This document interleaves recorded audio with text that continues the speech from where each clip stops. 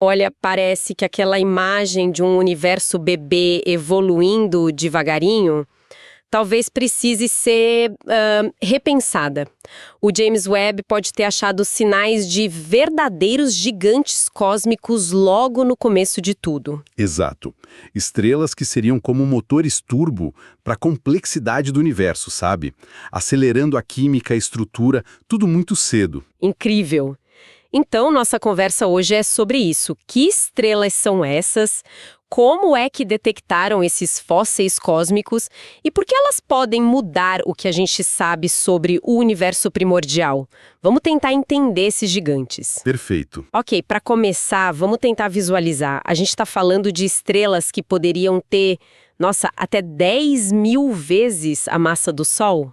É isso mesmo? É essa a estimativa, sim. E o brilho talvez mais forte que 1 milhão de sóis juntos. Por isso o apelido de estrelas monstruosas. Uau, monstros celestiais, literalmente. E a pista para isso veio, assim, de muito, muito longe, de uma galáxia chamada GNZ11. Ah, eu lembro dela. Uma das mais distantes que a gente conhece, né? Exatamente. A gente está vendo ela como era só uns 400 milhões de anos depois do Big Bang. E o Webb, com a sensibilidade dele, pegou uma assinatura química bem esquisita vindo de lá. Uma assinatura química, como assim esquisito? O que tinha de diferente? Então, usando um instrumento chamado NIRSpec, que é basicamente um decodificador químico da luz, né? Certo. A gente detectou em GNZ11 muito mais nitrogênio do que oxigênio. Tipo, níveis bem altos mesmo.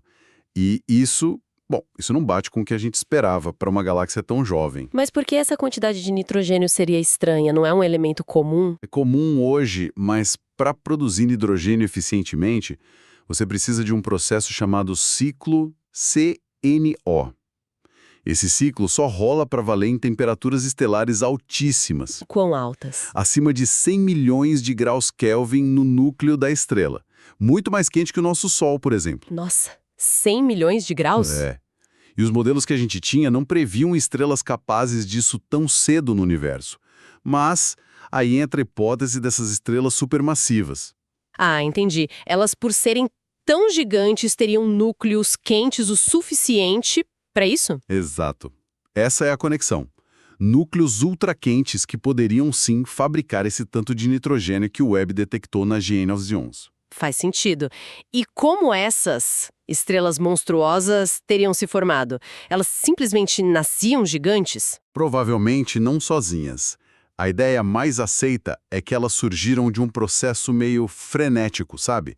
Muitas colisões e fusões entre estrelas normais. Colisões? Como assim? Imagina um ambiente super, super denso, tipo o nascimento de um aglomerado globular, aquelas bolas de estrelas super antigas que a gente vê hoje. Sei, aqueles enxames estelares. Isso, só que lá no comecinho. Pensa em talvez centenas de milhares, até 1 milhão de estrelas se formando muito próximas umas das outras. A chance de colisões e fusões seria enorme. E dessas fusões nasceriam essas superestrelas. Que loucura! É uma ideia bem radical, mas explicaria a massa. Mas peraí, você falou dos aglomerados globulares. Eles são super antigos, né? Tipo 10, 13 bilhões de anos. Como fica a idade deles com essas estrelas? Ah, boa pergunta. Aí que está o pulo do gato. Essas estrelas monstruosas teriam tido uma vida extremamente curta. Curta quanto? Elas seriam tão massivas e quentes que queimariam seu combustível nuclear numa velocidade absurda. Então elas nasciam, viviam intensamente e, puf, morriam super rápido. Exatamente. Bem no início da história desses aglomerados.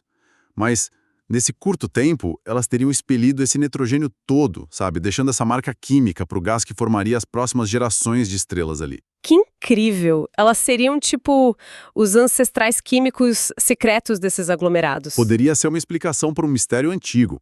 A gente observa que muitos aglomerados globulares têm mais de uma população de estrelas, com químicas ligeiramente diferentes. Essas gigantes poderiam ter contaminado o material para as estrelas da segunda geração. Puxa vida! E além disso, quais seriam outras implicações se elas realmente existiram? Bom, as implicações são enormes. Primeiro, com aquele brilho todo, elas poderiam ter sido cruciais para a reionização cósmica. Ah, aquele período em que o universo deixou de ser opaco e ficou transparente para a luz. Isso. A luz intensa delas teria ajudado a limpar a névoa de hidrogênio neutro. E tem mais. Quando elas morressem por serem tão massivas, elas poderiam ter colapsado direto para formar buracos negros já bem grandes. Sementes para os buracos negros supermassivos que a gente também está vendo lá no início. Exatamente. Elas poderiam ser as sementes. Ou seja, elas teriam acelerado quase tudo. A complexidade química, a limpeza do universo, a formação de buracos negros gigantes. O universo teria ficado adulto muito mais rápido. Nossa, isso realmente muda a perspectiva. Mas é certeza ou ainda é uma hipótese forte? É uma hipótese forte, apoiada por essa evidência química bem específica na Gênese 11. É um indício poderoso, sem dúvida. Mas, claro, a ciência funciona assim, né? Precisamos de mais. Mais observações. Sim. Encontrar outras galáxias antigas com essa mesma assinatura de nitrogênio alto, tentar confirmar se esses objetos eram comuns ou raros, ainda é uma teoria que precisa de mais peças no quebra-cabeça. Entendi. Então, resumindo nossa conversa. O James Webb deu uma pista química importante, lá numa galáxia bem primitiva, que sugere que podem ter existido estrelas gigantescas, de vida curtíssima, mas que talvez tenham tido um papel fundamental em como o universo evoluiu tão rápido. Isso. Elas teriam sido catalisadoras cósmicas, moldando as primeiras estruturas e a química primordial de um jeito bem mais acelerado do que a gente imaginava. Fascinante. E pensando nisso tudo, Pois é, fica aquela pergunta no ar, né?